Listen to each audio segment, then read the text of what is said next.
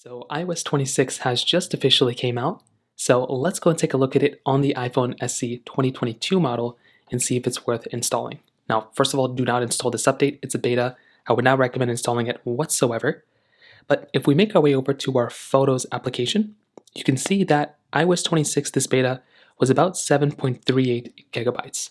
So it was actually a pretty big size update, so kind of keep that in mind. This is probably some of the biggest updates I've seen on any iPhone. So this one is big, but I'm surprised, it's not as big of a change as I thought it was going to be. I'm also not like disappointed. I'm like kind of in the middle.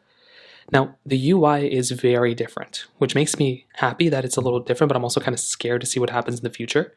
The icons are a little bit different. The UI elements you'll see are slightly changed. The icons are newer.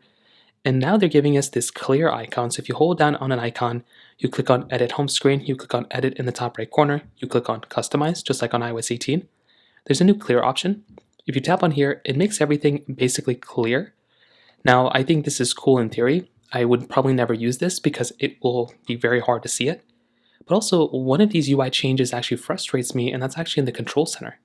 So the Control Center also changed, but if we take a look at previous Control Centers, for example, like in iOS 17, like here, this one actually looks a little bit nicer. It's like easier to see everything. And even in iOS, 16 or 18, for example, you can see right here, it is much easier to see than on iOS, 26. Hopefully they end up changing that. That's another interesting change that happened here as well. If you want to, you can go back, you can click on Edit Home Screen, click on Edit up here, click on Customize, you can click on Clear or normal, whatever you want to do, and you can change it back. Now, we also got a new phone app UI. So all these UIs in our applications are all changed for the most part. So they all kind of have this new glass interface at the bottom. So you can kind of go through and move it around like this, or you can quickly tap into different ones and it kind of changes like that, which is nice. We also have Hold Assist inside of our iPhone. So if somebody's calling us, we can have our iPhone automatically go on hold for us so we don't have to hear annoying sounds. And it can remind us when somebody's on the line. It can grab us and it can go from there. It also has call screening. So if somebody's calling us, we can have it automatically screen the call. And if it's not a scam, we can go and pick it up. So that is something that's actually pretty cool. Within iMessage, there are some cool updates here as well. So if we go inside of iMessage, you'll see that within a chat, so some things will look different. So the whole entire iMessage application is kind of different now. If you want to, you can also go inside of a chat like this, and you can change out the background. So there's a way to do it. I'll have to figure out how to do it, but you can now change the background of your chats right inside of here, which is pretty cool. And you can even send polls inside of iMessage as well. So there are some really cool things. There's this new poll option. So there's a lot of cool updates inside of this update as well from that side.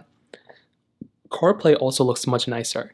So if you use CarPlay a lot, that's now a newer update. So that's also going to be a little bit of a better experience inside of this device as well. We also have Apple Games that's been updated as well. So this is a new application. It allows us to basically go ahead and basically have all of our games that we have kind of in one area. It's kind of like Game Center, but in a more in tune application.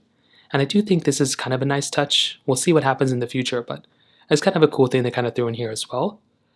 On top of that, there's going to be lots of other little improvements. We're going to have to kind of see what happens in the future, but there's lots of glitches. I would not recommend installing this right now, but it did install and it does kind of work. But again, I've seen a lot of glitches in it and I wouldn't really recommend people to install it just yet.